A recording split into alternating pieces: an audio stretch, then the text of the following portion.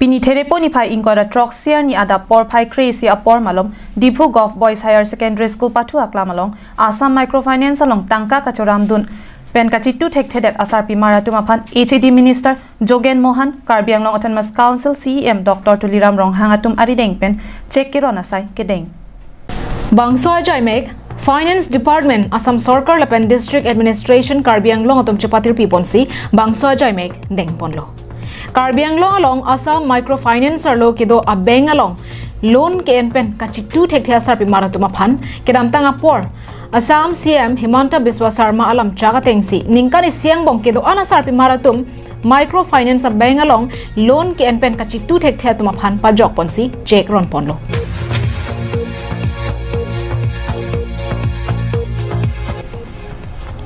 Kedo on Microfinance a beng along loan kedo atum kaddo kabe Surisir Kebra, Paro Trokner Kebra, Troxy Kebra, Trok Araratuma Pan Pini, HAD Minister Jogen Mohan, KACCM, Dr. Tuliram Ronghang, Atumari Deng Pense, Bangso Cheque Ron Ponlo.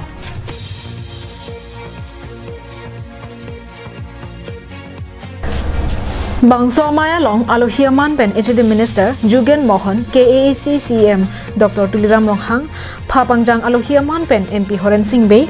Dr. Numo Mumin, Deputy Speaker, Assam Legislative Assembly, MLA Bida Singh Leng, MLA Dorsing Ronghang, Lapen KACEM, MEC Kidu Anatum Chetong Dunsi, Bangso Jaimek, Mesen Pen Pachunpo. Itu আমাৰ এইটো গতানুগতিক কাৰ্যক্ৰম ইতিমধ্যে চলি আছে আমাৰ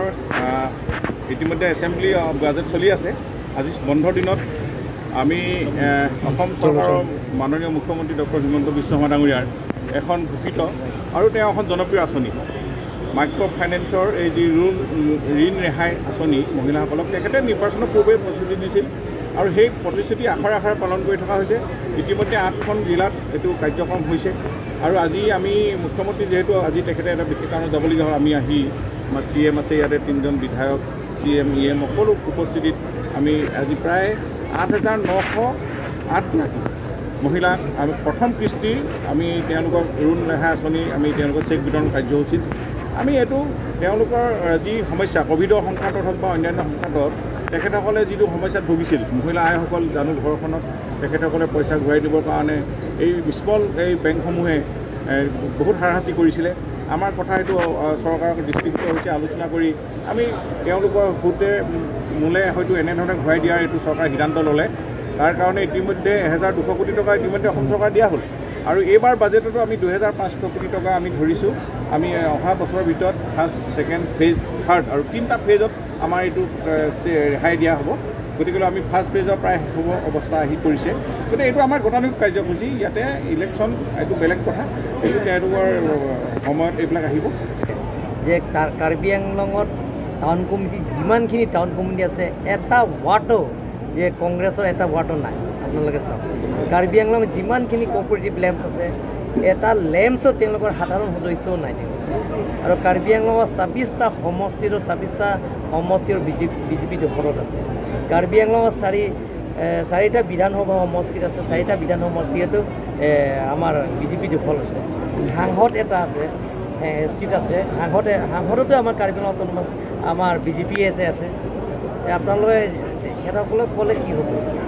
কোনোবা সদস্য থাকিব লাগিছে তেওঁলোকৰ আৰু তেওঁলোকৰ কংগ্ৰেছবিলাকে কিমান পাইছে বিধানসভা নিৰ্বাচনত আপোনালোকে জানে এইটো চাই ল'ব আপোনালোকে আজি এটা বছৰো হোৱা নাই অসমত বিধানসভা নিৰ্বাচন আছে যে কাৰ্বি আংলঙৰ পৰা তেওঁলোকে কিমান ভোট পাইছে কংগ্ৰেছে কিমান ভোট পাইছে আজি 4টা বিধানসভা সমষ্টিত এক গোট হৈ অপজিশ্যন এক গোট হ'লেও